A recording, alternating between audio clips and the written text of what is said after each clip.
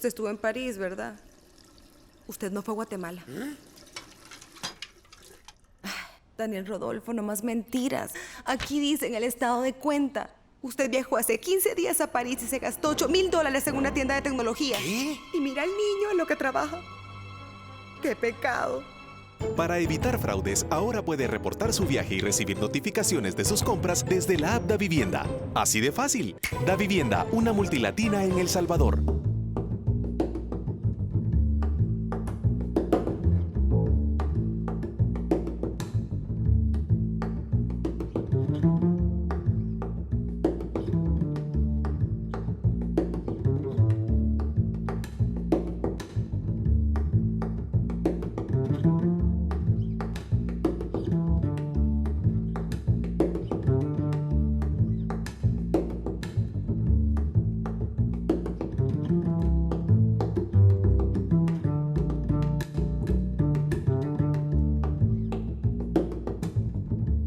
Muy buenas noches, amigos televidentes. Bienvenidos a un nuevo episodio de Focos y de su segmento Zoom. La candidatura del canciller ¿salvará al FMLN? El candidato de la dirección del FMLN para presidente era Gerson Martínez, que renunció de ministro de Obras Públicas hace 5 meses para dedicarse a su candidatura. La derrota electoral del FMLN en las pasadas elecciones legislativas y municipales y el respaldo de la dirección perdedora sin competencia alguna desgastó la candidatura de Gerson, que días después expresó que no sería candidato solitariamente. A solo un mes de dicha elección, el canciller Hugo Martínez se lanzó a la contienda. Para explorar este doble desafío y su potencial contribución a salvar al FMLN, hemos invitado a Hugo Martínez, canciller y precandidato presidencial del FMLN. Bienvenido, Hugo. Muchas gracias, Alberto. Un gusto compartir contigo y con los amigos y amigas que nos sintonizan a esta hora. Me agrada que nos hayas concedido esta entrevista en este momento tan importante de tu carrera política, pero también de la historia del país. Has estado vinculado a la dirección del FMLN, sin ser parte de la corriente revolucionaria socialista que ha dominado el partido en las últimas 2 décadas. Lograste sobrevivir y avanzar 9 años como diputado, creo que fueron 9, y 8 años como canciller con un intervalo de 1 año dirigiendo el SICA. Político y funcionario de gran racionalidad y pragmatismo en tus decisiones, tú no eres conocido por dar pasos en falso, ni por lanzarte a piscina sin agua. ¿Por qué entonces, después de la mayor derrota político-electoral de tu partido, a solo un mes de la elección, decides lanzar tu candidatura? Porque estoy claro del mensaje que nos ha dado la población salvadoreña, no solo al FMLN, sino a todos los partidos políticos en las elecciones del 4 de marzo. Y porque soy consciente que la única forma de retomar ese mensaje y hacer los ajustes necesarios es encarnando ese mensaje. Entonces, mi participación en las elecciones primarias del FMLN tiene un primer objetivo, que es garantizar que los ajustes, las adecuaciones que la población nos está pidiendo, las hagamos lo más pronto posible. Un segundo objetivo es, habiendo garantizado esto, devolverle al FMLN la esperanza y la perspectiva de victoria, porque después del 4 de marzo, pues mucha gente en el FMLN estaba como en la búsqueda del camino, en la búsqueda de recuperar la esperanza y devolver esa perspectiva de victoria. Pero una cosa no puede ir sin la otra. Si no hacemos los ajustes, si no reconocemos nuestros errores, si no cambiamos algunas cosas, difícilmente vamos a garantizar esa perspectiva de victoria. Nadie cree que tú te lanzaste para legitimar la candidatura de Gerson Martínez, la victoria, para legitimar la victoria de Gerson Martínez y salvar su candidatura, aunque de ganar Gerson habrías contribuido a eso y a mejorar la competitividad del candidato y de tu partido. Cuando uno participa en una contienda electoral, siempre tiene 2 posibilidades. Yo le apuesto a la posibilidad de la victoria, yo le apuesto a la posibilidad de que las bases del partido van a comprender el momento histórico en el que estamos y van a comprender quién es la persona adecuada para garantizar la victoria en el 2019.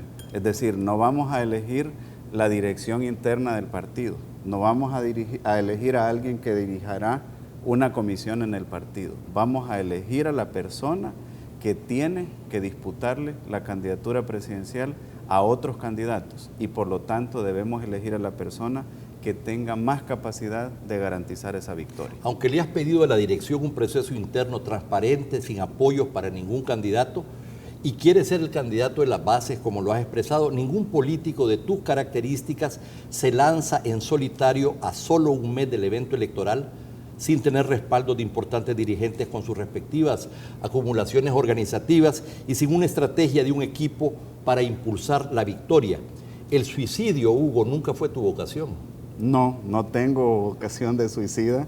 De hecho, soy una persona muy optimista, con mucho deseo de vivir. Y precisamente ese optimismo y ese deseo de vivir es el que le quiero trasladar a nuestra militancia y devolverle a nuestra militancia esa esperanza que de alguna manera fue rota y devolverle también la perspectiva de victoria. Ha sido una decisión muy difícil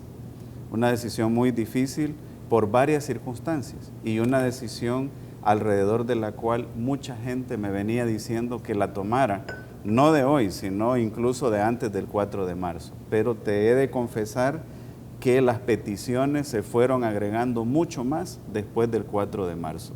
Y por supuesto que en esas peticiones hay gente de la dirección del partido, gente que son funcionarios, pero también amigos, amigas, empresarios, campesinos, veteranos de guerra, militantes históricos, que me venían diciendo, mira Hugo, necesitamos que tomes la decisión de lanzarte, necesitamos que le devuelvas al FMLN la esperanza y que le dejes esa perspectiva de victoria que ha tenido siempre, porque queremos que el FMLN siga siendo un sujeto histórico determinante en la coyuntura y en la historia de El Salvador. Pero esto no se hace sin apoyos de líderes fundamentales del partido con sus acumulaciones organizativas.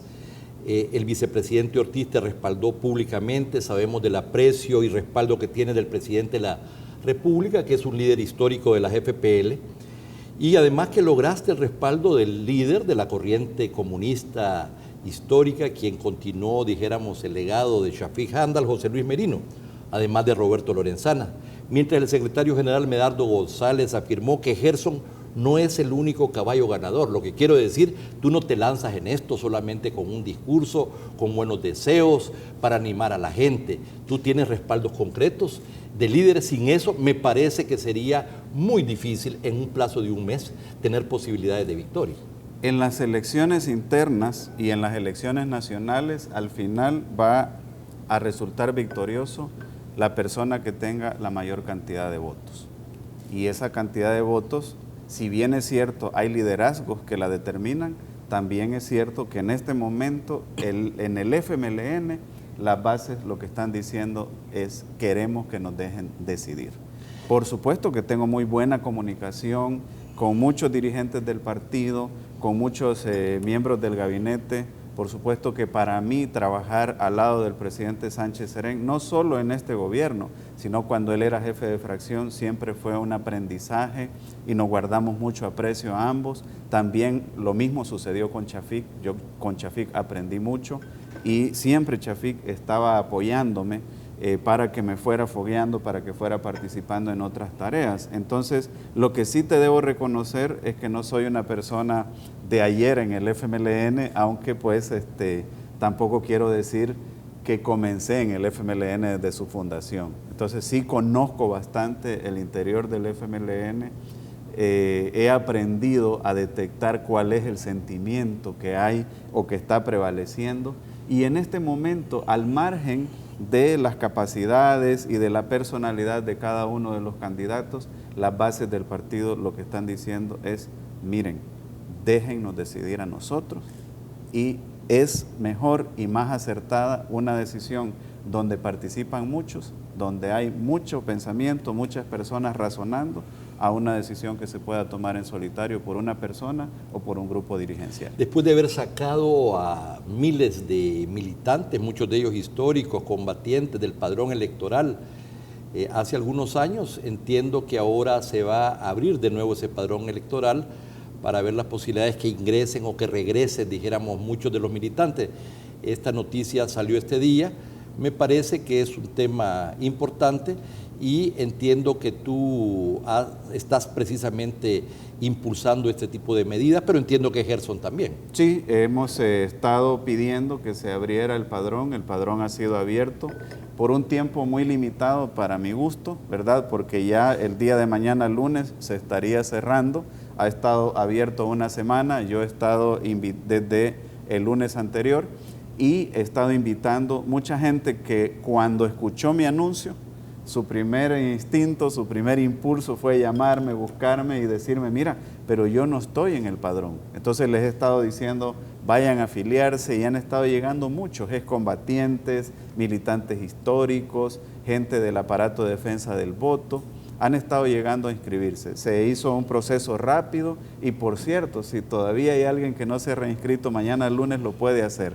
Puede llegar con una fotocopia de su DUI frente y vuelta, con una firma y pedir a la estructura municipal, etcétera, el respectivo respaldo para su reinscripción. Ese tipo de medidas y otras, entiendo, causaron muchísimo resentimiento en las bases del FMLN excluidas, ¿verdad? Y ha tenido eso consecuencias importantes. Pero bueno, todo indica que tú eres parte de un grupo que impulsa una estrategia que intentará ganar la candidatura primero y las presidenciales después, además de movilizar y lograr el voto de decenas de miles de militantes en un plazo apenas de un mes. Ganará internamente quien se proyecte con mayores posibilidades de derrotar al candidato de Arena. Ese pasa a ser también otro factor importante en este debate. Es totalmente central en este debate, no es el único. Por supuesto que cuentan las propuestas, por supuesto que cuenta abrazar el proyecto histórico del FMLN, que yo siempre lo he abrazado. Pero al final del día, lo que tiene que ver nuestra militancia es quién tiene la mejor posibilidad de derrotar a los otros candidatos. Y, por cierto, quién tiene la mejor posibilidad de tender puentes y construir alianzas también. Porque esta situación, primero, la elección presidencial del 2019, difícilmente se va a resolver en solitario. Pero ese no solo es ese el problema. El problema fundamental es que los grandes desafíos de este país no se van a poder resolver en solitario y necesitamos un liderazgo que sea capaz de tender puentes, de dialogar, de hacer alianzas, de que pueda lograr que se abran las puertas del sector privado, de los obreros, de los intelectuales, etcétera. Y yo eso es lo que pretendo, lograr todas esas posibilidades para que el FMLN no solo tenga una victoria en una gran alianza en el 2019, sino también para que tenga una forma de gobierno que de una vez y por todas resuelva los problemas con la participación de todos los sectores y no en solitario. Efectivamente, se trata no solamente del enorme desafío de ganar la candidatura presidencial, pero también de una visión y una estrategia para gobernar exitosamente en un escenario muy complejo donde la derecha tiene la mayor parte, tendrá la mayoría legislativa, donde tienen la mayor parte de los consejos municipales, ¿verdad? Y donde además la situación internacional ha cambiado, no necesariamente en un sentido favorable para un tercer gobierno del FMLN. Vamos a hablar de estos temas cuando regresemos de este corte comercial. No nos cambien.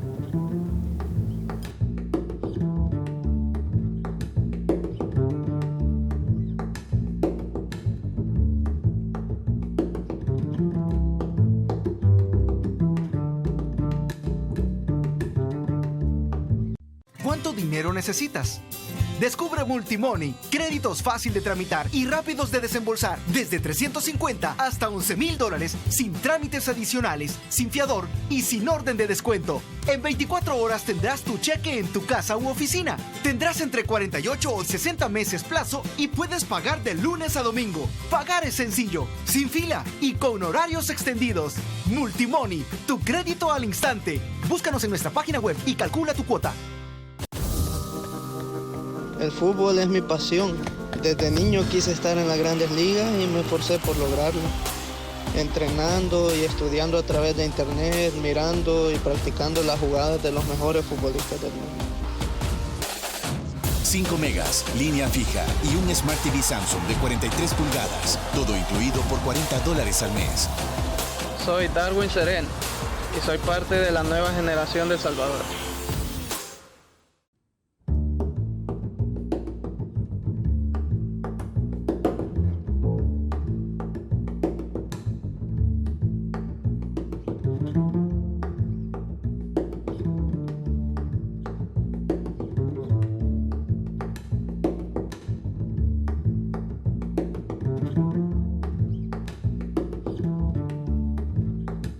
La candidatura del canciller salvará al FMLN.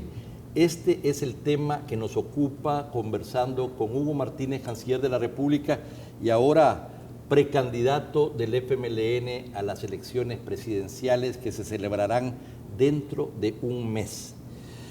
Bueno, Hugo, considerando el precario punto de partida del FMLN después de esa considerable derrota electoral, y de tus mismas preferencias en las encuestas, necesitas hacer cosas extraordinarias, verdaderamente extraordinarias, para ponerte en poco tiempo a la cabeza de esta contienda y hacer una diferencia. Al conocer tu lanzamiento, Nayib Bukele se expresó muy positivamente de tu candidatura. Una eventual alianza con Nayib Bukele pareciera en este contexto fundamental. Bukele declaró: lo considero mi amigo y considero que ha realizado un buen trabajo como canciller de la República. Yo no tengo ni voz ni voto al interior del partido FMLN, pero considero que es una mejor opción a la que están lanzando, refiriéndose a Gerson Martínez. Ojalá sea él y le deseo suerte. Mira, Hugo, Bukele no le dice esto a nadie.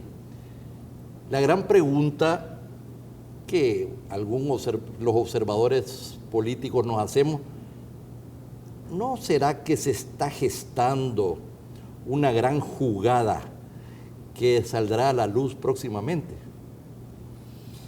Pues lo que se está gestando es la victoria del FMLN en las elecciones del 2019. Y esa victoria comienza con la victoria en las internas que se celebrarán el 27 de mayo. Es cierto, con Nayib nos conocemos de hace muchos años, somos amigos de hace muchos años. La amistad, como yo he dicho, y creo que te lo ha dicho también a ti en alguna ocasión, es lo que prevalece en el tiempo. No importa en qué cargo esté uno, no importa si es coincidente o no coincidente en todas las ideas políticas, etcétera, la amistad siempre prevalece. Y por cierto, a Nayib y a su padre los conocí por Chafik. Chafik me presentó al padre de Nayib, que yo respeto, sigo respetando mucho, que ya no está con nosotros, pero también a Nayib, que le guardo respeto y amistad. Entonces, yo agradezco sus comentarios. Pienso que hay muchas cosas que analizar. Yo les decía a los periodistas el día de ayer, miren, permítanme que me recupere un poco y que digiera el lanzamiento, la aceptación de inscribirme, y después vamos a ir elaborando sobre cada uno de esos temas. Para empezar, lo que sí yo tengo claro es que se debe forjar una gran alianza. ¿Cuáles van a ser las características de esa alianza, etcétera? Pues es algo sobre lo que podemos ir elaborando y sobre lo que podemos conversar en otro programa. Pero sí, lo que quiero es que el FMLN logre que el 7º presidente, después de la firma de los acuerdos de paz, sea del FMLN. Pero no en solitario, sino en una gran alianza y también con la capacidad de interlocutar con nuestros adversarios. Mira, otro mensaje que nos dio la gente el 4 de marzo fue, mire, ya dejen de estar peleando entre ustedes. Hay mucha retórica, como dicen, mucho ruido y muy pocas nueces, ¿no? Dejen de pelear, dejen de acusarse los unos a los otros y entreguen los resultados. Y para eso yo tengo que dialogar hasta con los principales adversarios, hasta con quienes nos ubican en las antípodas, lo voy a hacer con mucho gusto. Bueno, pero sigamos con Nayib y no te me zafes. Tienen ustedes a un gran amigo en común que de hecho los ha respaldado. Esta es la primera persona que descubrió hace muchísimos años tus potencialidades y que te ha acompañado en el transcurso de tu proceso político, particularmente después de los acuerdos de paz. Es el doctor Fabio Castillo. Y además él tiene una relación muy buena con Nayib. Me imagino que estas cosas también ayudan, Hugo. Definitivamente. Fabito dice que, y es cierto, que yo le presenté a Nayib. Con Fabito nos conocimos cuando yo regresé de estudiar de Francia y estaban, no sé por qué, les había llegado una comunicación de los franceses al FMLN y nos pidieron que llegáramos él y yo a traducir la comunicación y desde ahí entablamos una amistad muy linda, muy sincera. Y sí, también en un momento determinado, cuando yo era jefe de campaña del FMLN en el 2000, el 2003, le presenté a Nayib, porque Fabito era el coordinador del partido y de hecho trabajábamos juntos con la agencia del papá de Nayib y de Nayib. Y por cierto que son las elecciones en las que más diputados hemos logrado, pues 35 diputados logramos en esos años. Entonces sí, con Fabio hay una gran amistad, hay una comunicación muy fluida y también, ¿verdad? Es cierto que lo conocí en el FMLN por la identidad política que tenemos ambos con el FMLN, pero la amistad prevalece más allá de eso. Tanto Óscar Ortiz como José Luis Merino parecieran interesados en impulsar esa alianza con Nayib Bukele, que claramente sería más fácil contigo que con Gerson Martínez, porque entiendo que entre ellos no hay la mejor relación del mundo, pareciera que hay más coincidencias contigo. Este es un dato político importante a tener en cuenta, dado los altísimos niveles de preferencia que tiene Bukele, y por otro lado, ante la perspectiva, pareciera cuesta arriba que logre inscribir su partido Nuevas Ideas a tiempo para llevarlo a una candidatura. Ante eso, ¿cuáles serían sus opciones? Las opciones pueden ser eventualmente apoyar o dar algunas muestras de respaldos a los candidatos, a los precandidatos del FMLN, o eventualmente un apoyo o una eventual alianza ya para las elecciones presidenciales. ¿Tienes algún comentario sobre esto? Bueno, yo creo que esos son aspectos que se deben ir analizando. De hecho, como tú has mencionado, puede ser que dentro del FMLN hayan diferentes opiniones, etcétera.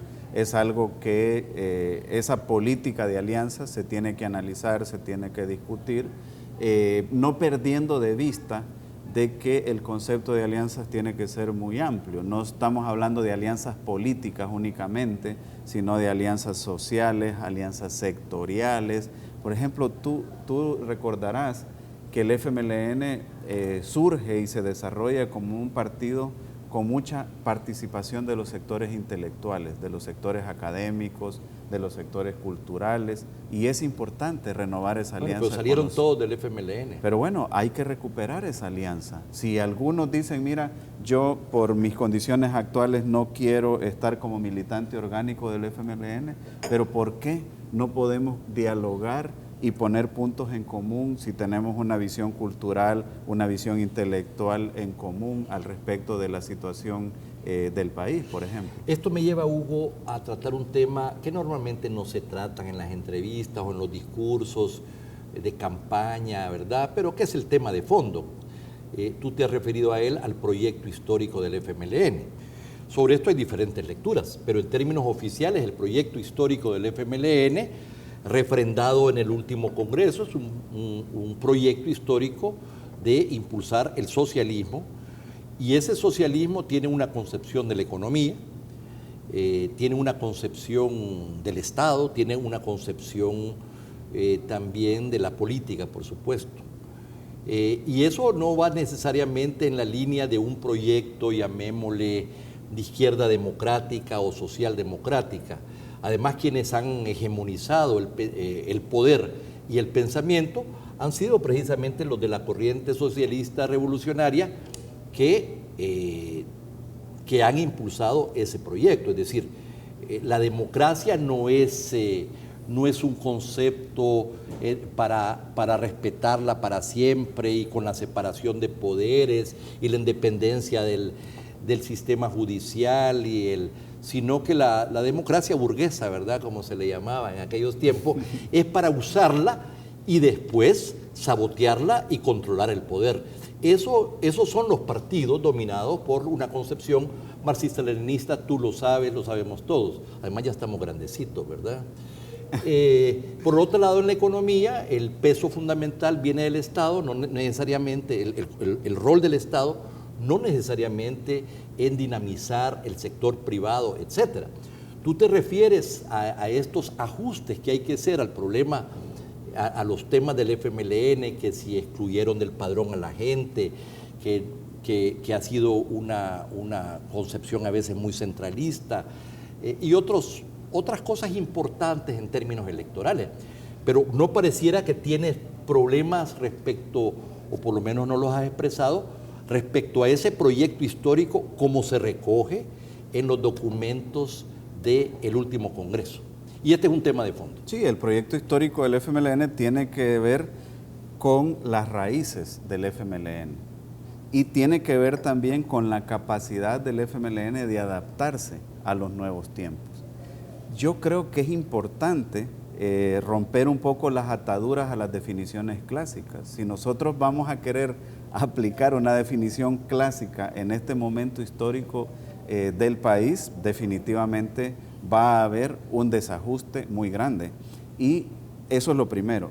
Y podemos ver ejemplos. Mira, el Partido Socialista Francés se llama Partido Socialista Francés y como no fue capaz de hacer los ajustes, ahora mismo está en una situación complicada. Tuvimos muchos intercambios con ellos, de hecho también en mi caso con los suecos, con los escandinavos en general, con los españoles, en Estados Unidos ya para ver el sistema político de Estados Unidos.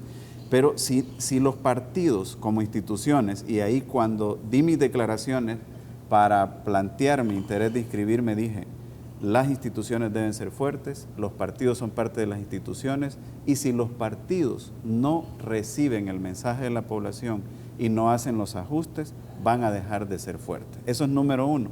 Número dos, hay que recordar una frase de Chafik, precisamente. Chafik decía, creo que en su campaña presidencial o en las tribunas, etcétera, habrá socialismo si el pueblo quiere que haya socialismo. O sea, él puso un rasero y dijo, vamos a llegar hasta donde la población crea que debemos de llegar. Y ahí él estaba diciendo, el punto central es escuchar a la población. Y el punto central de la población ahora mismo no es que nos estemos atrincherando en visiones ideológicas. El punto central de la población, ni de ningún lado, ni de la derecha ni de la izquierda, el punto central de la población es que le resolvamos sus problemas. Sí, pero la forma como resolver los problemas en una circunstancia tan compleja como la que está el país y dentro de los nuevos escenarios internacionales está íntimamente vinculado a la concepción del mundo, a la visión, a la estrategia, ¿verdad? Y ahí es donde los llamados proyectos históricos tienen consecuencias muy importantes. Y el tema es si es posible un tercer gobierno del FMLN más capaz, diría yo, que estos dos anteriores, manteniendo las determinadas rigideces, manteniendo las diferentes concepciones que han privado ciertamente del papel, aunque con dificultades para ejecutarse o impulsarse, dadas las realidades del contexto nacional e internacional. Es posible tener un gobierno más capaz, más eficiente, más conectado con el pueblo, y eso es lo que nos dijo la gente el 4 de marzo. Miren, necesitamos no solo que hablen con nosotros, sino que estén entre nosotros. Y esa es una de las aspiraciones que yo estoy tratando de encarnar en esta campaña interna. ¿Tú crees que es importante transformar al FMLN para impulsar la transformación de El Salvador? Hay que revitalizar al FMLN, hay que fortalecer al FMLN y lograr que el FMLN mantenga una cuestión que es inherente a la definición revolucionaria que tiene el FMLN, que es la capacidad de adaptación. Yo creo que tú lo recuerdas muy bien en esas discusiones teóricas, pero también prácticas. Un factor inherente a un revolucionario es su capacidad de adaptación.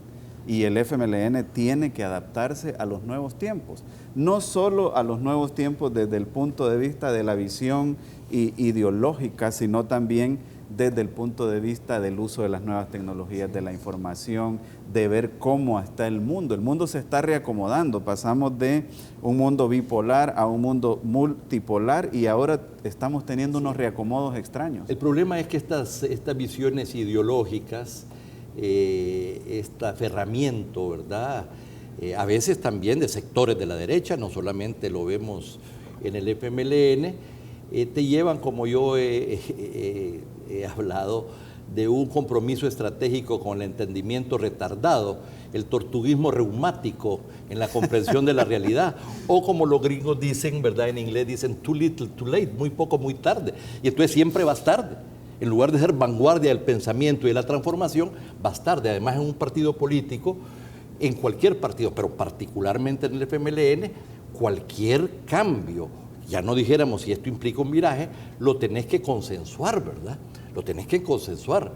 Y esto implica que cuando ya venís a lograr el consenso, muchas veces en función del mínimo común denominador, y total que va siempre tarde, ¿verdad? Este país ya no está.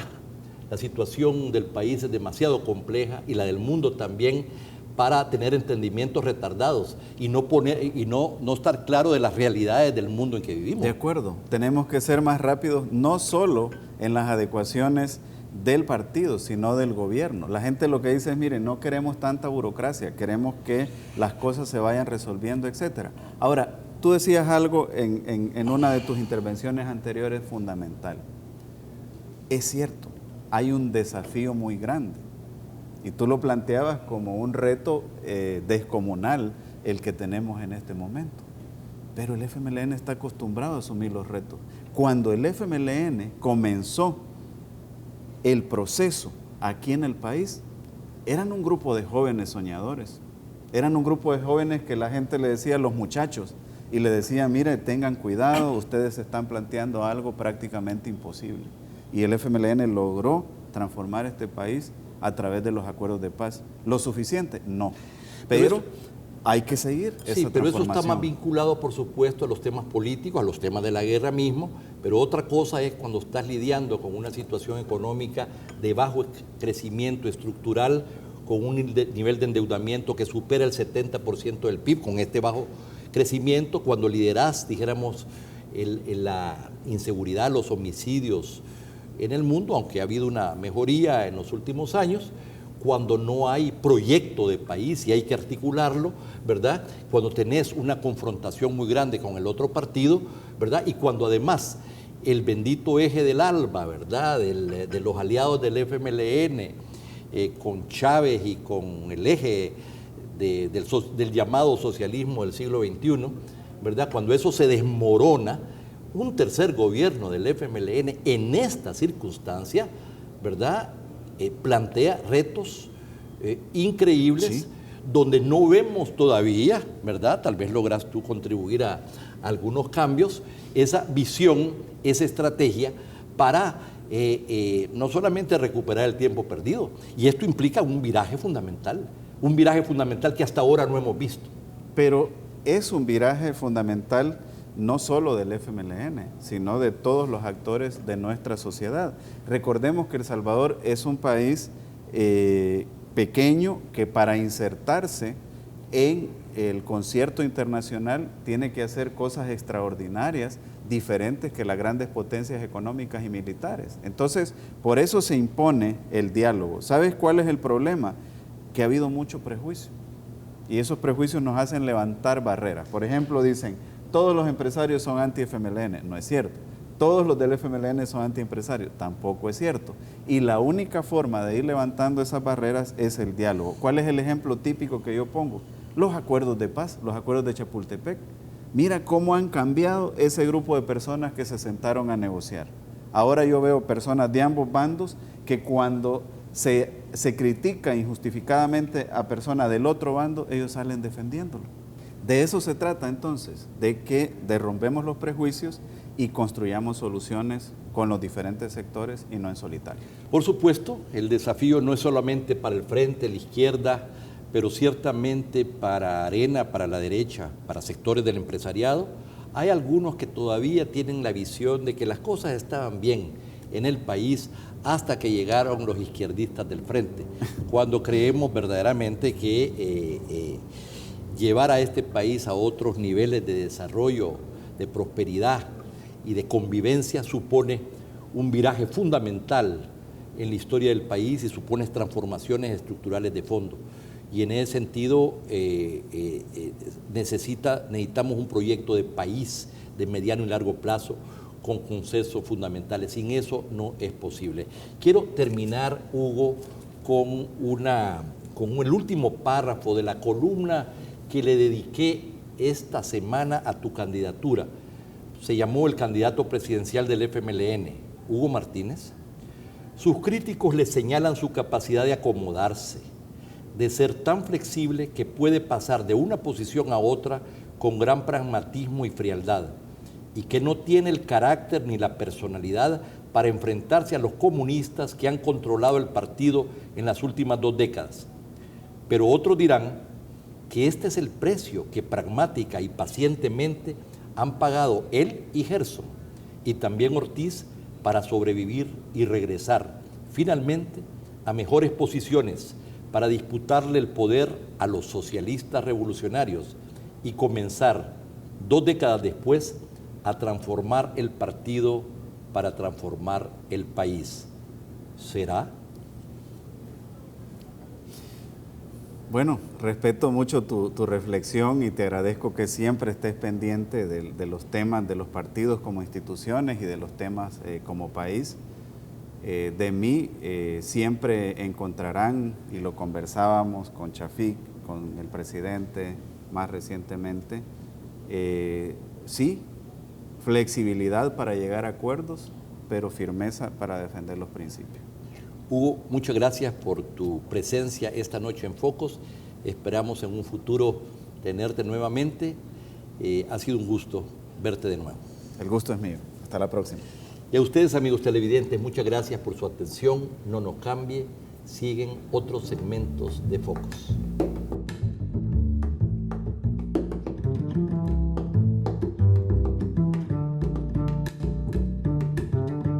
¿Cuánto dinero necesitas?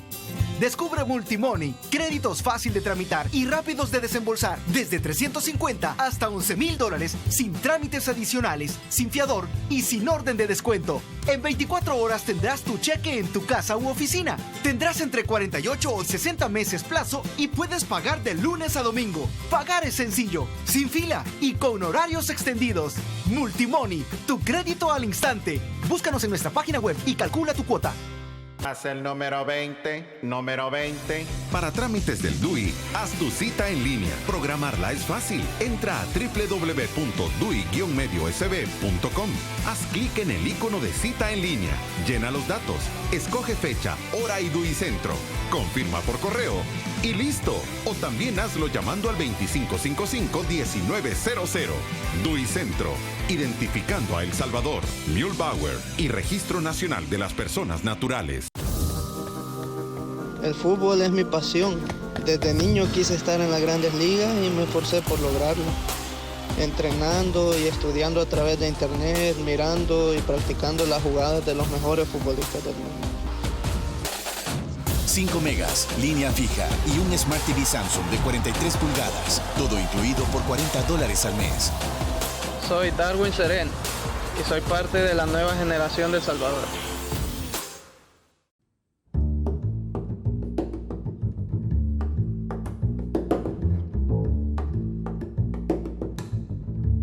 El 71% de los salvadoreños en situación de pobreza no recibe el subsidio al agua potable y el 38% está excluido de la ayuda al gas propano. Así lo revela el más reciente informe publicado por FUSADES. El estudio retoma los datos de la encuesta de hogares y propósitos múltiples 2016 para calcular el porcentaje de personas que está por debajo de la línea de la pobreza y que no recibe estas transferencias del Estado. Además, estima el porcentaje de personas que sí reciben el subsidio, pero que no son pobres. Un subsidio es la ayuda económica que una persona recibe del Estado para satisfacer necesidades elementales que de otra manera tendría que asumir a un costo más alto. Según datos del Ministerio de Hacienda, el gobierno de Antonio Saca terminó su mandato con un gasto de $80.7 millones en subsidios al agua potable. En 2009, con la llegada de Mauricio Funes a la presidencia, el monto ascendió a 104.2 millones hasta llegar a un máximo de 153.4 millones en 2013. Sin embargo, desde que el presidente Salvador Sánchez Serén asumió en 2014, esta ayuda se ha recortado en 44.8 millones en los últimos 4 años. Sobre el subsidio al gas propano, el Estado pasó de desembolsar 22.3 millones en el 2000 a 136.8 millones de dólares en 2008. Pero cuando el primer gobierno de izquierdas llegó al Ejecutivo, el gasto alcanzó los 163.5 millones en 2011.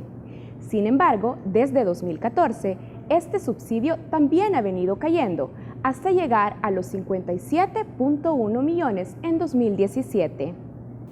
En el caso del agua potable, FUSADES estima que en 2016 solo 3 de cada 10 pobres en El Salvador recibieron este beneficio en su factura, es decir, un error de exclusión del 71% en el subsidio. Cabe destacar que esta ayuda la reciben exclusivamente los usuarios de ANDA, que solo representan el 41.3% de la población nacional. Según datos de FUSADES, del total de personas por debajo de la línea de la pobreza, solo el 29.7% tiene conexión de agua potable en su hogar. En contraste, el porcentaje de personas que sí recibieron el subsidio al agua potable, pero que no son pobres, llegó al 72% en 2016. Al revisar el subsidio al gas propano, nos damos cuenta que la situación no es tan diferente. En 2016, el 37.98% del total de pobres quedaron por fuera del subsidio al gas propano, es decir, cerca de 4 de cada 10 pobres no recibieron este beneficio.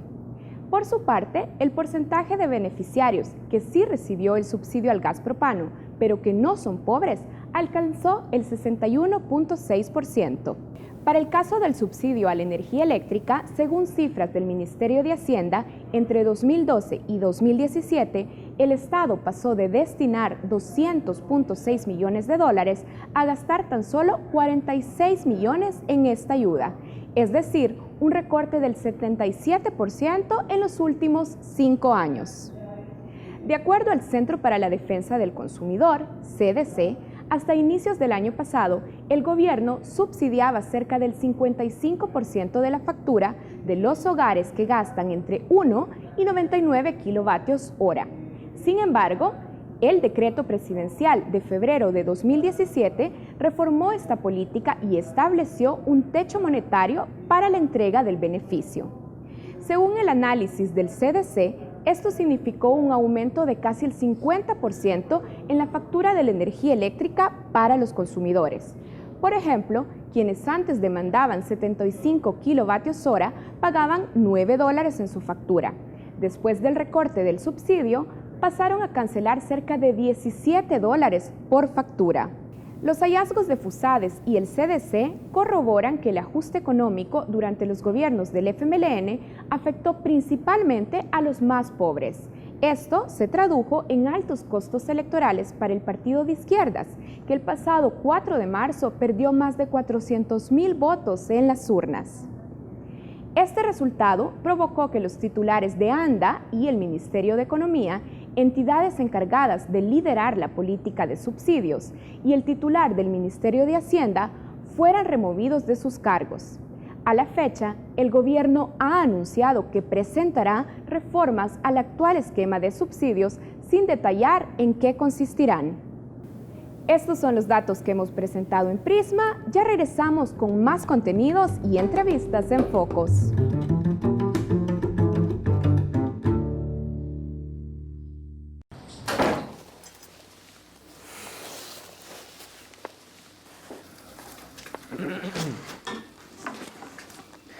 Mi amor, te amo.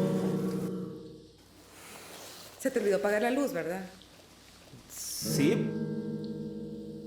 Ahora el pago de sus servicios es tan fácil como tomar una foto con la app Davivienda. Así de fácil. Davivienda, una multilatina en El Salvador. Diputadas y diputados, pónganse de acuerdo. Tienen suficiente información. La Asociación de Ginecología y Obstetricia está de acuerdo con que se permitan algunas excepciones. La Comisión Nacional de Bioética ha dicho que es ético valorar la continuación de un embarazo. Por la salud y vida de niñas y mujeres, despenalicen el aborto ante casos graves. El momento es ahora.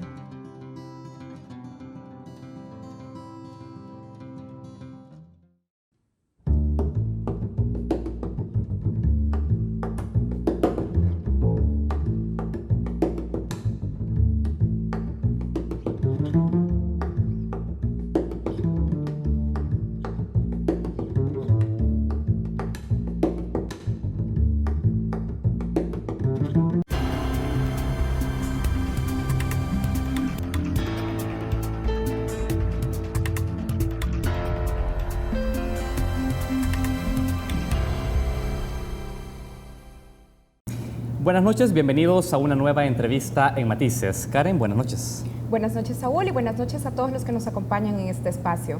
Esta noche conversaremos sobre seguridad pública y hay que compartir algunos datos de la región. Y es que en América Latina tienen lugar el 38% de los asesinatos alrededor del mundo, según lo ha dicho la Alianza Instinto de Vida.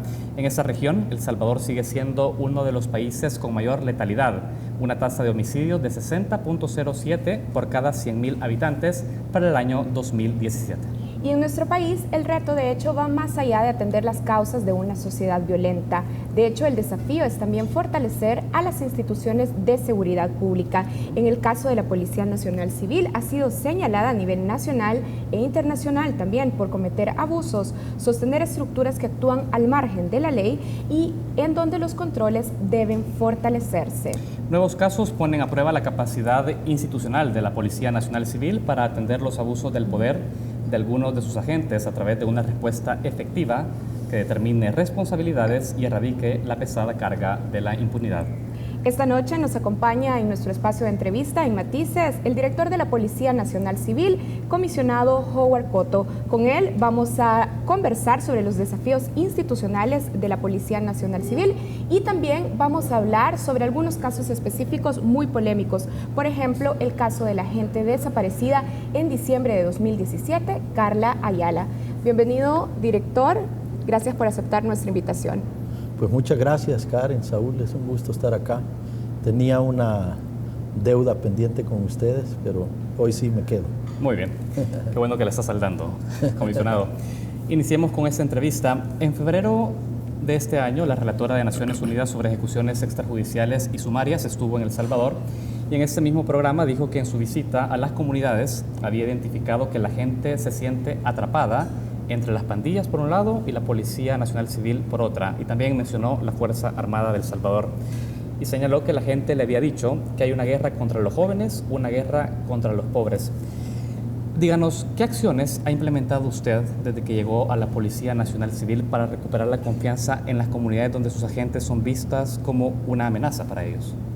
Bueno, en primer lugar, Saúl, Karen, yo debo decir que el hecho de que la relatora especial sobre ejecuciones extrajudiciales estuviera en nuestro país este año es importante porque pone en perspectiva problemas de nuestro país que tienen que ver con uno de los temas más delicados, que es la violencia y la delincuencia.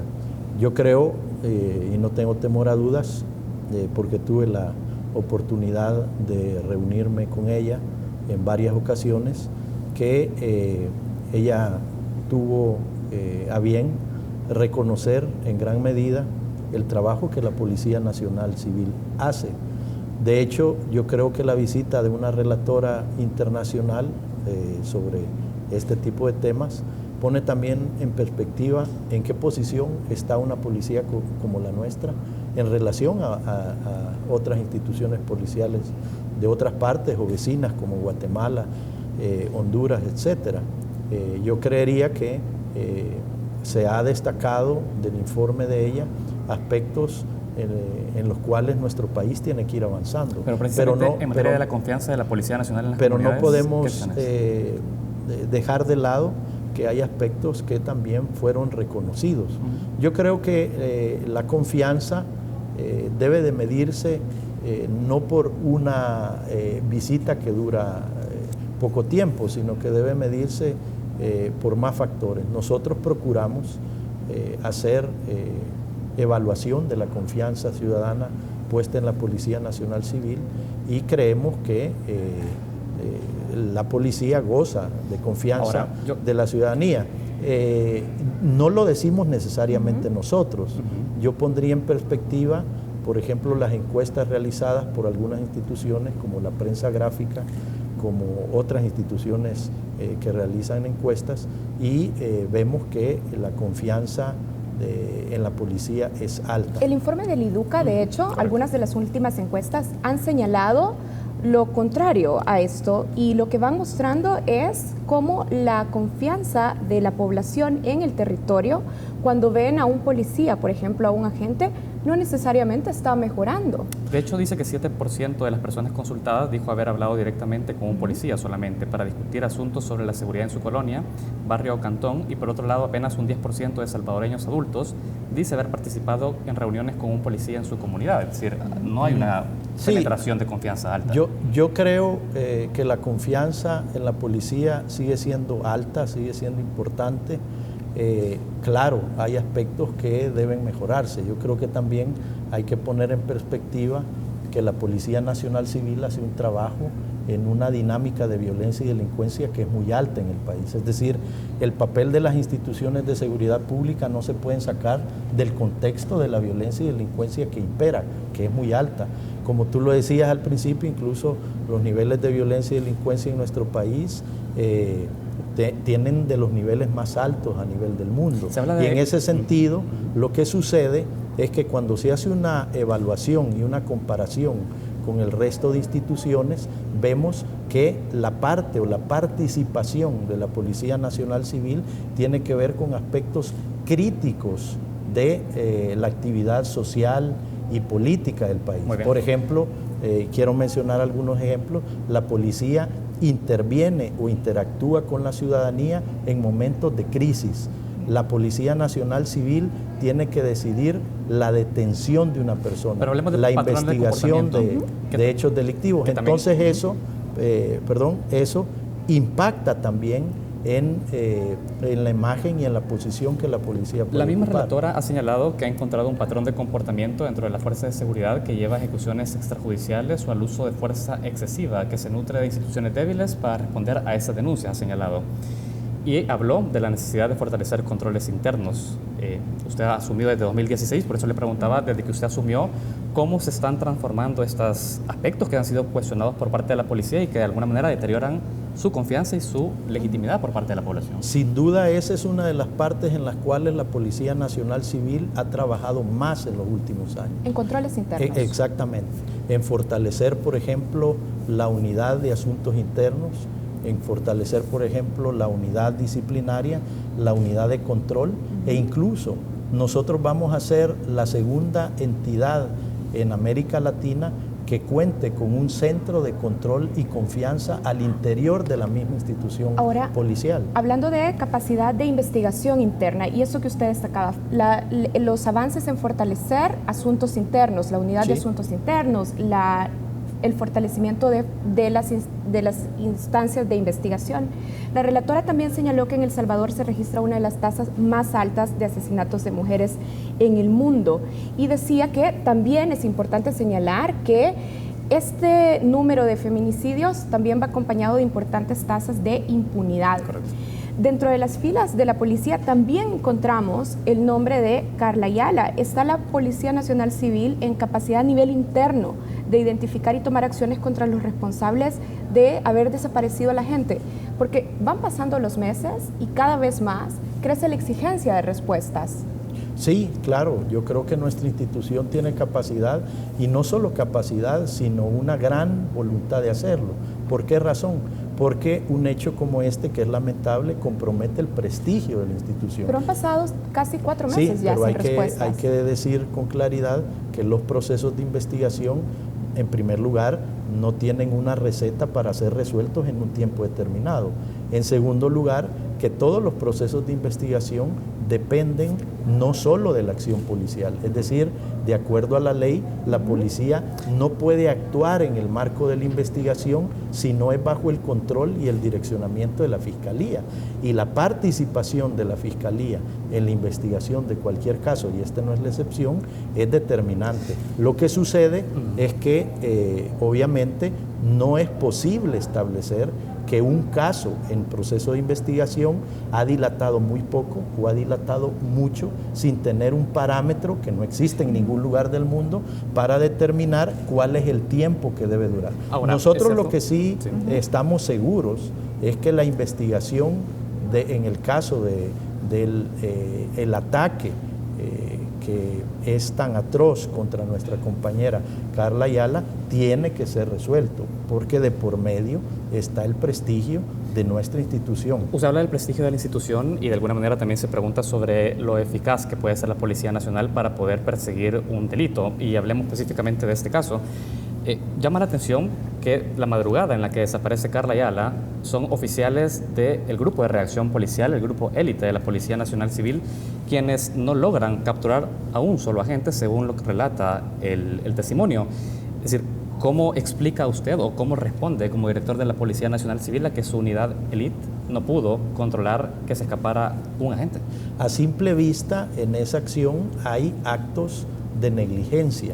Y en ese sentido, por parte de los miembros del grupo de reacción policial, de las personas que se encontraban en ese lugar. Lo que pasa es que decirlo de esa forma reviste un carácter de ambigüedad, porque en materia penal, cuando hablamos de negligencia o cuando hablamos de participación directa de alguien en un hecho criminal, es necesario llegar a un punto en la investigación en el cual se logre individualizar quienes participan. Y ese es el trabajo precisamente que estamos haciendo. Es decir, hay actos de negligencia, hay un hecho criminal cometido, y el gran reto de la institucionalidad, en este caso de la Fiscalía y la Policía, es demostrar quiénes han cometido esos hechos para realizar una acusación formal contra ellos individualmente. Bien, ahora hablemos también de las distinciones en las investigaciones. Se está llevando una investigación de carácter penal, pero también la Policía Nacional Civil tiene la capacidad de investigar en el interior de la institución. Claro. Hablemos de Julio César Flores Castro, el ex jefe principal del grupo de reacción policial. De hecho, él era el anfitrión de la fiesta. En el expediente judicial se dice que él mismo invitó a la agente Carla Ayala. Estaba presente, de hecho, cuando Juan Josué Castillo regresa 2 veces a la sede del GRP. Así es que nos hacemos la pregunta si en el interior de la policía está siendo investigado Julio César Flores Castro. Es que lo que sucede es que en esta investigación ningún miembro del grupo de reacción policial está exento de investigación. Es decir, absolutamente todas las personas que estaban presentes en esa, cuando el hecho sucedió, son sujetos de esta investigación. La No se policía puede lo está investigando. no se puede en este momento descartar absolutamente a nadie. ¿Dónde está Julio César Flores Castro en este momento? Él está destacado en la delegación de Soyapango. A pesar que está siendo investigado por parte de la policía. Todos están siendo investigados y todos están prestando sus servicios porque de acuerdo a la ley no puede haber una suspensión del servicio si no hay una previa investigación del caso. La ley disciplinaria policial establece que algunos agentes podrían ser separados de sus cargos cuando puedan entorpecer el desarrollo de las investigaciones. Sí, lo que pasa es que esa decisión es tomada en un momento en el cual hay un plazo determinado para que esa investigación culmine.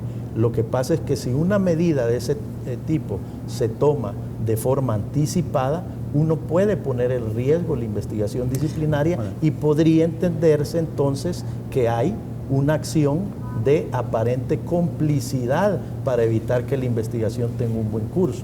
Ahora, estas medidas, quiero además aclarar que estas medidas son valoradas y son tomadas por la Inspectoría General de Seguridad Pública, que por ley es un ente externo a la policía, precisamente para los efectos de no contaminar las investigaciones. Ahora, nos llama la atención que en este proceso han sido los agentes los que están, digamos, siendo procesados por el caso, mientras que las unidades de dirección, como un caso de un Julio César Flores Castro, ex jefe del Grupo de Reacción Policial, sigue manteniendo su cargo, es decir... No, él no mantiene su cargo. Pero se mantiene activo dentro de la estructura de la Policía Nacional Civil. No se propuso por parte de la policía que él también fuera parte dentro de la requerimiento. No, es que en esto hay que tener mucho cuidado porque no se puede especular. Los hechos hay que demostrarlos.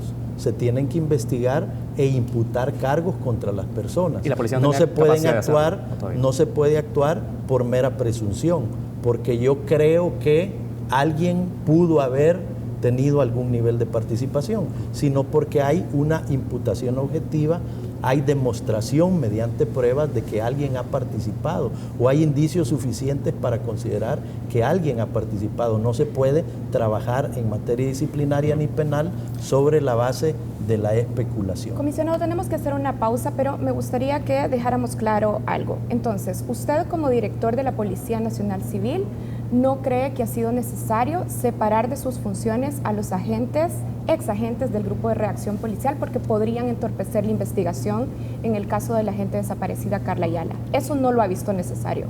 No, es que por esa razón es que el Grupo de Reacción Policial ya no existe. Es decir, dentro de las funciones que todas las personas que estaban en el Grupo de Reacción Policial tenían, nadie está actualmente. Pero siguen dentro de la institución. Dentro de la institución en está otros cargos. Porque hay que agotar la parte disciplinaria y la parte penal. Muy bien, vamos a hacer una primera pausa de esta entrevista. Enseguida volvemos con más de noticias.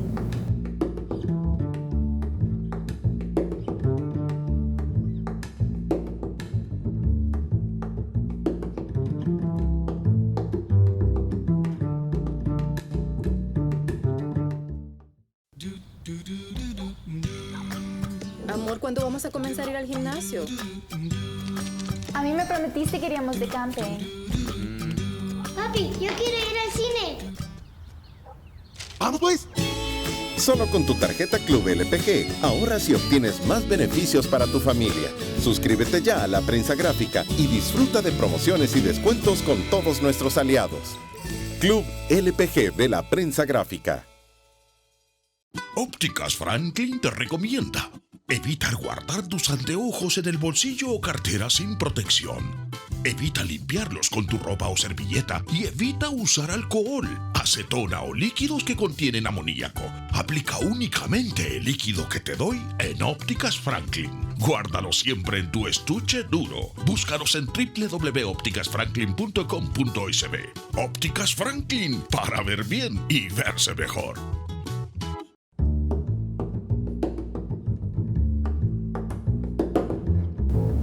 Continuamos en la entrevista de Matices. Esta noche conversamos con el comisionado Howard Cotto, director general de la Policía Nacional Civil. En el primer bloque, comisionado, hablábamos sobre los desafíos en macro de la policía, los que han sido señalados por las mismas Naciones Unidas que deben mejorar. Usted ya respondía sobre esto. Y entrábamos al caso Carla Ayala. Y lo decimos porque el caso Carlos Ayala de alguna manera recoge también todos esos desafíos que la policía tiene que atender. Y lo hemos tomado como referencia para poder ir respondiendo a estas preguntas. La Fiscalía ha advertido públicamente su preocupación porque las versiones de los exagentes del Grupo de Reacción Policial son incongruentes, ha señalado, prefieren el silencio a decir la verdad, y los mismos agentes de la policía han filtrado información para cubrir y proteger jefaturas, ha señalado la Fiscalía de este país. Nosotros nos preguntamos qué ha hecho usted como director de la Policía Nacional Civil para que en este caso se neutralice al máximo el proceso y que no hayan agentes que puedan perjudicar una debida investigación. Y lo decimos porque hay señalamientos documentados en los cuales existen encubrimientos o ha habido impunidad por parte de la institución policial contra determinadas jefaturas en el pasado. ¿Cómo usted está trabajando en el caso para que esto no vuelva a ocurrir, limpiar la imagen de la institución? Bueno, la primera medida es fortalecer los equipos de investigación que en conjunto con la Fiscalía avancen en la dirección de solventar el caso lo antes posible. Esa es la medida más importante. Nosotros hemos puesto a los mejores investigadores de la policía a fin de que trabajen en conjunto de la Fiscalía en la resolución de este caso. Además, otra medida importante que se tomó fue la disolución del Grupo de Reacción Policial, trasladando a todos los miembros de este grupo a diferentes unidades a nivel de la República que no permita estar todos juntos en una misma unidad ni en una misma función. Eso creo que es importante. Yo particularmente he generado una dinámica en la cual prácticamente todas las semanas e incluso 2 veces por semana reúno al equipo de investigadores a fin de ver los avances y asegurarnos que nuestra participación activa en la investigación sea profesional y sea lo más apegado a los requerimientos que la Fiscalía hace. Con las medidas que usted ha señalado, ¿podría garantizar en este momento que en este caso particular usted dice que ninguno de sus agentes ha atrofiado, cuestiona lo que dice la Fiscalía en decir que se ha filtrado información para entorpecer el proceso? No, es que yo me estoy refiriendo a los elementos que están participando activamente en la investigación. Y al margen de eso, es decir, podrían haber personas dentro de la institución que por intereses de otro tipo pudieran intentar entorpecerlo, ¿verdad? Pero eso es lo que sucede en cada caso en los cuales hay participación criminal de algún miembro de la institución policial por cualquier razón. Eso es algo que enfrentan las unidades de asuntos internos cuando están obviamente realizando investigaciones que implican a miembros de las instituciones policiales. Ahora, ese es al final el reto que tenemos que afrontar, pero el señalamiento que se hace no tiene desde ningún punto de vista que ver con los elementos policiales que participan activamente en el proceso de investigación. Claro, pero lo que está diciendo la Fiscalía, de hecho lo que dijo Guadalupe de Echeverría, jefe de la Unidad Especializada Antipandillas y Delitos de Homicidio, el día que fueron al GRP, fue que dentro de quienes están prestando testimonio en el proceso penal, hay patrones que llevan a sospechar de que hay encubrimiento de jefaturas. Están prestando testimonio en el proceso todos los miembros del GRP. Todos están siendo entrevistados. Claro, y sobre esto decía la fiscal. Lo importante es, en este caso, asegurarnos que la parte activa de la investigación, es decir, los investigadores que conjunto con la Fiscalía forman un equipo para llevar a cabo la investigación, actúen profesionalmente y no tengan ese tipo de problemas, lo cual hasta hoy de parte de la Fiscalía no ha habido ninguna Ahora queja. quisiera volver al asunto del control interno y de la investigación interna. Usted nos estaba diciendo entonces que todos los agentes del GRP que estuvieron esa noche están siendo investigados también por las instancias de control disciplinario interno. Todos son sujetos de investigación. No están siendo Pero investigados. no todos están siendo investigados. Todo en el sentido de que todos tienen que rendir declaración y luego la Fiscalía o las instancias investigadoras internas establecen posteriormente si hay algún nivel de participación que obligue, por ejemplo, a darles calidad de imputados. ¿Está siendo investigado el comisionado Orlando Parada Batres, que estuvo esa noche en el GRP? Todos, absolutamente todas las personas, lo manifesté ya, absolutamente todas las personas tienen y han rendido declaración sobre la base en calidad de testigos. En calidad de testigos. Sobre la base de esas declaraciones y el análisis de toda esa información es que posteriormente... ¿Ustedes tienen procesos abiertos de investigación interna? Digamos, ¿han ido a tribunales sancionatorios para abrir esos procesos?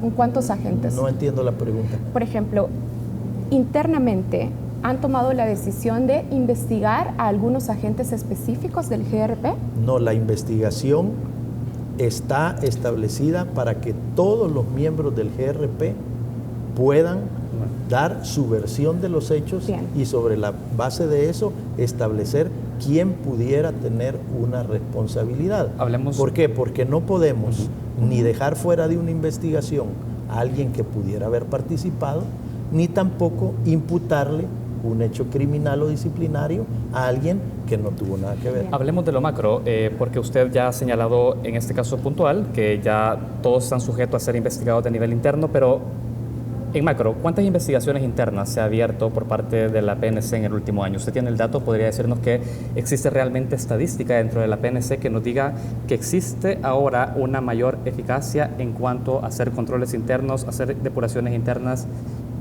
determinar responsabilidades y castigar?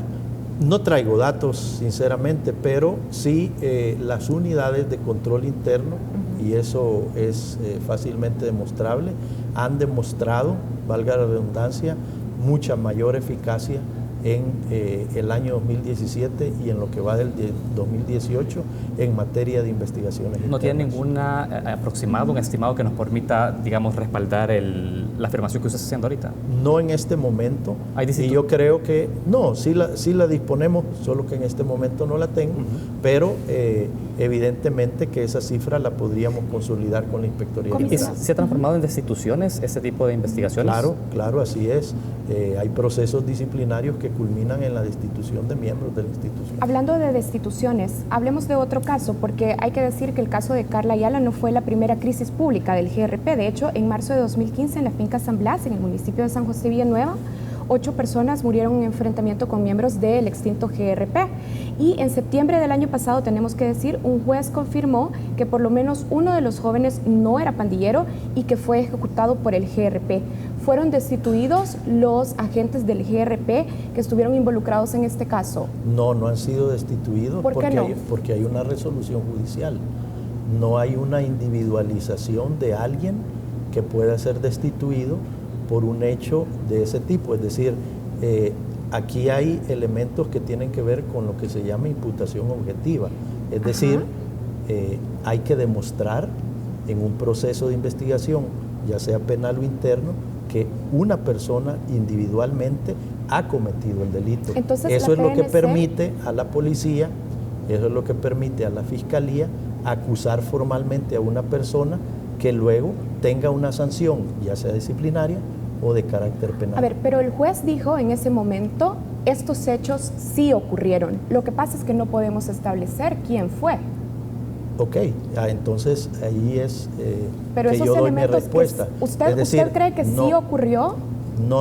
El asesinato es que no se trata de establecer lo que uno crea. Hay una resolución judicial. Hay una resolución de la Procuraduría para la Defensa de los Derechos Humanos que dice que sí ocurrieron los hechos. Sí, pero no imputa a alguien en particular un hecho que permita que legalmente se le pueda destituir a alguien por ese hecho. Ahora, director, cuando usted mencionaba hace unos minutos que forma parte de su compromiso de devolverle credibilidad y confianza a la institución, ¿no le parece que este tipo de hechos, por más que no existan de manera individual responsabilidades, se afectan a la dirección de quien llevaba este operativo y era de alguna manera un compromiso ético y algún compromiso también de poder demostrar que la Policía Nacional Civil, a pesar de no determinar responsabilidades individuales, toma la decisión política de removerlos para que eso no le genere un costo político? ¿Eso no lo evalúa usted?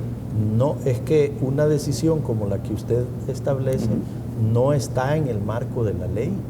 Ni esa sería una decisión de carácter arbitrario del director de la policía. El director de la policía no puede tomarse una atribución por decisión propia de ese tipo. La ley no lo permite. ¿Usted preferiría que exista una reforma de ley que le permitiera hacer eso?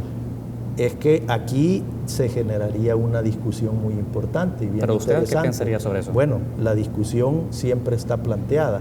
La posibilidad de tomar una decisión de ese tipo que pudiera lindar en una acción arbitraria, tomando una acción por decisión individual de una persona que afecta a otra a la cual no se le ha demostrado su participación. Yo le replanteo la pregunta. Usted, como director de la Policía Nacional Civil y siendo el garante de que esa institución demuestre confianza a los ciudadanos, ¿estaría a favor de que exista un marco legal que a usted le permita tener flexibilidad y decir que cuando hay alguien señalado de haber tenido algún tipo de violación o abuso de poder, usted tenga la atribución de poder removerlo del cargo? ¿Le gustaría tener eso? Es que no se trata de una atribución personal. Usted como director. Sí estoy de acuerdo en lo que tú planteas, en eso sí estoy de acuerdo. Es decir, la Policía Nacional Civil, la ley disciplinaria debería de establecer facultades que permitan procesos mucho más expeditos para determinar que una persona deba ser sacada de la institución, pero no como una competencia del director como individuo, ¿verdad? Porque todas las personas tienen derecho a defenderse en procesos que demuestren si ha participado o no en un hecho irregular o en un hecho disciplinario. Solo para cambiar de tema y cerrar este tema de lo que ocurrió en la finca San Blas en 2015. Entonces, los agentes del ex GRP que estuvieron involucrados siguen en la Policía Nacional Civil, sí. No han sido destituidos y las instancias de investigación interna de la PNC tampoco pudieron establecer qué fue lo que pasó esa noche, esa madrugada en la finca San Blas. Sí, efectivamente así es, porque las instancias disciplinarias no pueden sobrepasar las competencias penales. Aunque el artículo 3 de la Ley Disciplinaria Policial sí dice que los procesos penales y civiles son independientes de los procesos internos de la policía. Exactamente, pero porque demuestran situaciones diferentes, es decir, la ley disciplinaria establece algunas faltas que son consideradas graves o muy graves que derivan en una sanción de carácter administrativa, ¿verdad? No una sanción de carácter penal, sino de carácter administrativo. Estamos cerrando la entrevista, director. El año pasado, cuando organizaciones defensoras de derechos humanos y periodistas acusaron con preocupación a las fuerzas de seguridad pública por abusos, se contestó que se trataba solo de algunas manzanas podridas. Luego, viene la relatora de Naciones Unidas a decirnos que identifica un patrón de comportamiento donde hay abusos de poder y donde hay instituciones débiles de control. Ante ese escenario, ¿usted de alguna manera sigue considerando que esto es un fenómeno aislado o ya comienza usted a hacer una lectura como director de la Policía Nacional Civil de que se está enfrentando a un tema mucho más estructural que hay que atender de una manera más compleja?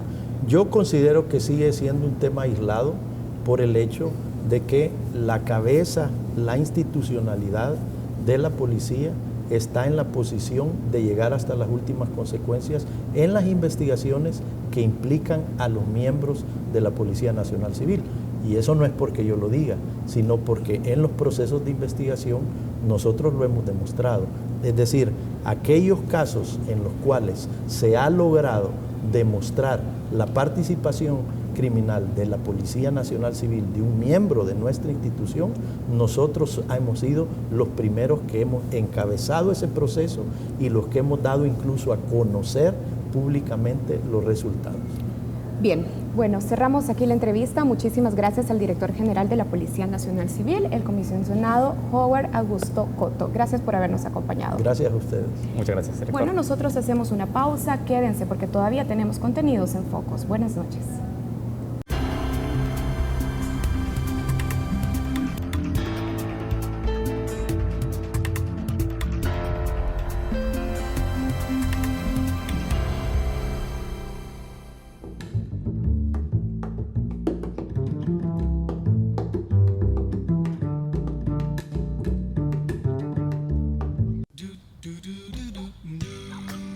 Amor, ¿cuándo vamos a comenzar a ir al gimnasio? A mí me prometiste que iríamos de camping. Papi, yo quiero ir al cine. ¡Vamos pues! Solo con tu tarjeta Club LPG ahorras y obtienes más beneficios para tu familia. Suscríbete ya a La Prensa Gráfica y disfruta de promociones y descuentos con todos nuestros aliados. Club LPG de La Prensa Gráfica.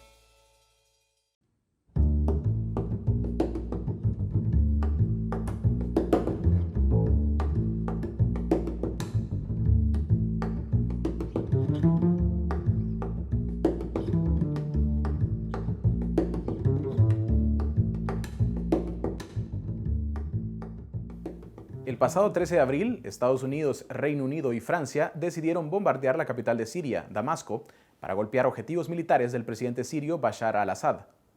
¿Cómo se explica este acontecimiento dentro de una guerra civil que en 7 años ha cobrado más de 450.000 muertos? ¿Qué rol juegan las potencias en este conflicto? Para acercarnos a las respuestas de estas interrogantes, enlazamos con el periodista Bricio Segovia, quien es corresponsal de France 24 en Washington, D.C. Bienvenido, Bricio. Un placer estar con ustedes. Muy bien, para comenzar, contextualizamos. Estados Unidos, Francia e Inglaterra han justificado el reciente bombardeo en Siria, argumentando que el régimen del presidente Bashar al-Assad hizo uso de armas químicas contra los rebeldes. ¿Se ha logrado determinar si esto realmente ocurrió y, por lo tanto, si el ataque estaba justificado? Bueno, de momento lo que hay es una investigación solicitada por el Consejo de Seguridad de Naciones Unidas, una investigación que han delegado a la Organización para la Prohibición de las Armas Químicas. El problema es que el equipo investigador no ha podido acceder a Duma, que es donde se perpetró este presunto ataque. ¿Por qué no ha podido acceder? Bueno, de hecho, ha habido limitaciones, según ha denunciado desde el mismo organismo, por parte de soldados sirios y también soldados rusos, que son precisamente Rusia, o el principal aliado de Siria, por lo cual es siempre sospechoso el hecho de que intenten privar el acceso a esta zona. Esto en primera instancia. Más tarde consiguieron llegar, no el equipo investigador, pero sí un equipo para supervisar el terreno, y lo que concluyeron es que es una situación inestable, por lo tanto el equipo todavía no ha conseguido llegar. Mientras no llegue, no sabremos exactamente, uno, si existió este ataque con armas químicas, y dos, quién es el autor de este presunto ataque. De acuerdo, Bricio. Sin embargo, podemos decir que si no se conoce, o sea, decir, los datos que tenía que tener Estados Unidos al respecto tendrían que ser seguros de que es el gobierno sirio quien ha emprendido estas acciones con ataques químicos. Sin embargo, no hay certezas con lo que tú me mencionas. No las hay. Lo que hay son precedentes de otros presuntos ataques químicos que, una vez más, Naciones Unidas no ha podido confirmar a ciencia cierta, porque la investigación nunca ha llegado a buen término. ¿Y por qué? Bien, pues para empezar, por el estancamiento diplomático que tiene este Consejo, este conflicto en el Consejo de Seguridad de Naciones Unidas. En un ataque anterior se intentó prolongar la investigación para esclarecer los hechos y sobre todo la autoría, y precisamente fue Rusia quien vetó que se ampliara esta investigación el año pasado. Estados Unidos, Francia y Reino Unido pues alegan que son las mismas fuerzas sirias de Bashar al-Assad quienes estuvieron detrás de este presunto ataque químico, que ya ellos sí dan por hecho, dicen que tienen pruebas fehacientes de la inteligencia de sus respectivos países, pero la investigación independiente que se debería estar llevando por la Organización para la Prohibición de Armas Químicas es raro que llegue a buen puerto. De acuerdo, hemos mencionado a dos potencias, Rusia y Estados Unidos. ¿Qué rol han mantenido en este conflicto en Siria? Pues un rol activo. En el caso de Rusia fueron el mismo gobierno sirio quien le invitó a participar en la operación antiterrorista que se lleva a cabo en ese país, porque tengamos algo en claro. Ese es el principal punto que se alega para la participación internacional en ese conflicto, una guerra civil que existe interna y que se ha ampliado a nivel internacional bajo la premisa de la lucha antiterrorista. En el caso de Estados Unidos, lo mismo, lideraba una coalición internacional en la que pues también se luchaba por acabar con Estado Islámico, principalmente ese grupo terrorista. Pero lo cierto es que hay un factor clave en todo este conflicto, sobre todo que lo ha convertido en un conflicto proxy, es decir, en una guerra en la que participan otros países, además de los afectados. Y es que Bashar al-Assad, el actual presidente, es una figura incómoda para Occidente y una figura muy cómoda para Rusia, ya que Siria es el único aliado que le queda en esa región y de ninguna manera le gustaría ver un cambio de gobierno como posiblemente sí que le gustaría a Estados Unidos, Francia y Reino Unido, en este caso, que sí que abogarían por una administración acorde a sus propios intereses. Usted recientemente abordó en su espacio Bricioscope en Twitter que una guerra es muy costosa y nadie se mete a una si no hay intereses de por medio.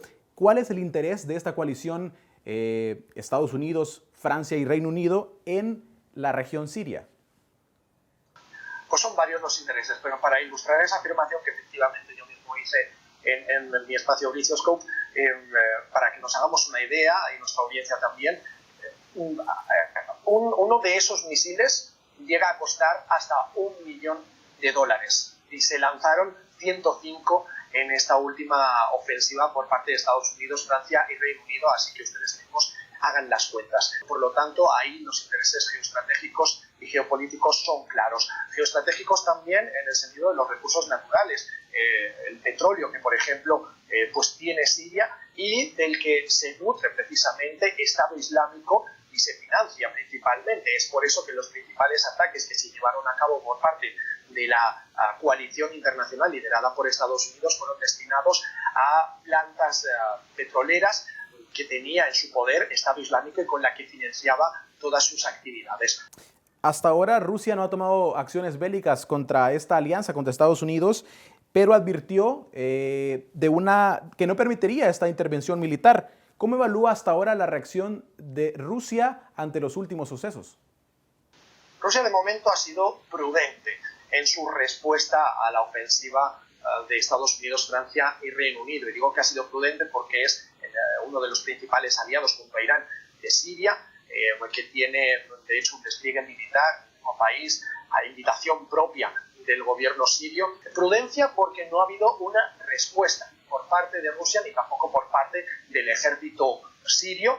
Por lo tanto, saben precisamente que lo único que llevaría una respuesta militar sería a un aumento de la tensión, a una escalada del conflicto y por lo tanto también a mayores a nivel militar en las implicaciones que podría tener a efecto internacional, sobre todo teniendo en cuenta que tanto Estados Unidos como Rusia son dos grandes potencias a nivel global que podría desencadenar un conflicto a mayores. Muy bien, muchísimas gracias, Bricio, por acompañarnos en Focos. Un placer. Muy bien, con esto cerramos nuestro segmento internacional en Focos. Ya volvemos con más contenido.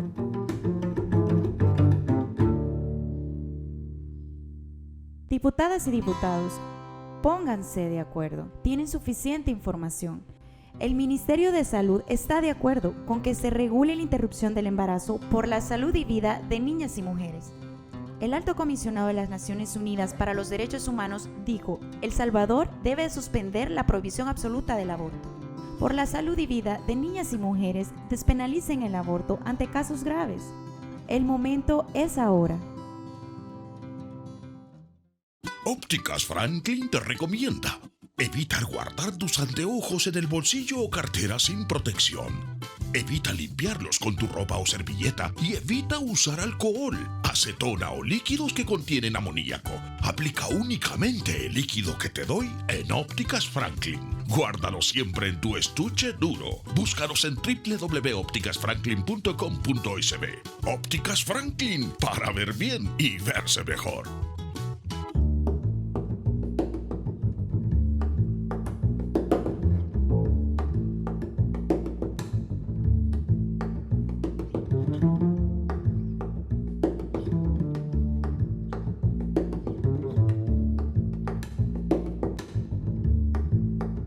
Beatriz Cortés es una artista y académica radicada en Los Ángeles. Participó en la creación del Departamento de Estudios Centroamericanos en la Universidad de Northridge, California. Ella es reconocida por sus publicaciones sobre literatura y cultura, y en el campo de la creación artística tiene una obra intensa y propositiva. Sus creaciones han sido expuestas en Costa Rica, Guatemala, Ecuador y China. Un equipo del Museo de la Palabra y la Imagen viajó a Los Ángeles para ofrecernos en esta oportunidad el retrato de Beatriz Cortés. Que lo disfruten. Gracias por habernos acompañado en Focos.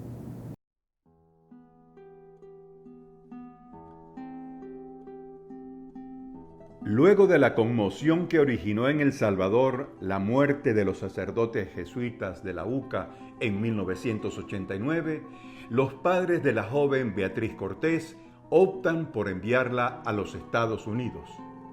Con sacrificio y empeño, ella enfrenta la dura realidad de la migración. Beatriz estudió en diversas universidades, obteniendo maestrías y doctorados, primero en literatura y luego en arte. Durante varios años dirigió el Departamento de Estudios Centroamericanos en la Universidad Estatal de California, Northridge. Escribe ensayos como Estética del Civismo y es coautora del libro Perversiones de la Modernidad. Pero en esta ocasión deseamos enfocarnos en su faceta de artista, cuyas obras se han exhibido en diversas ciudades de Estados Unidos, Costa Rica, Guatemala, Ecuador y China. En nuestra visita a Los Ángeles, en un taller de soldadura, la encontramos construyendo creativas instalaciones artísticas que en junio del 2018 presentará en la Bienal organizada por el Museo Hammer en Los Ángeles. Al preguntarle sobre el contenido de su obra y su salto de la academia al mundo del arte, Beatriz Cortés nos respondió que estaba consciente que no sería feliz si no regresaba al arte, pues siempre se consideró un artista. Construir máquinas interactivas que pudieran tener una relación con el público que llegaba. Este tipo de cosas para mí se volvió fascinante y entonces me encantó hacer ese trabajo. Y ahora nunca he dejado de ser académica, pero ahora siempre que yo trabajo un proyecto, lo pienso de una manera con un lenguaje y lo pienso con el otro, pero siempre estoy trabajando con esos dos espacios y esas dos formas de pensar y con diferentes objetivos. La obra de Beatriz Cortés, que incluye recursos creativos y tecnológicos, recorre museos de diferentes partes del mundo, reflexionando sobre la experiencia de la migración, la memoria y también imaginando posibles futuros.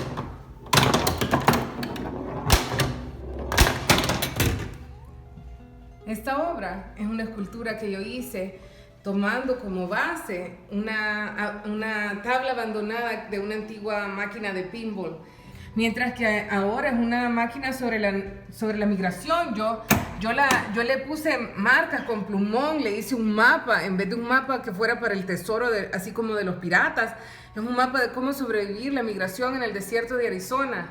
Porque esta máquina es sobre la migración y para mí la migración es sobre la simultaneidad. Para mí era una metáfora de cómo ser inmigrante es como tener unos poderes mágicos y poder existir en dos lugares a la vez y poder funcionar en dos tecnologías, dos modernidades, dos temporalidades a la vez. Y yo me imaginaba eso como ser una especie de superhéroe de los cómics, ¿no? A un inmigrante sobreviviendo en todas esas múltiples realidades a la vez.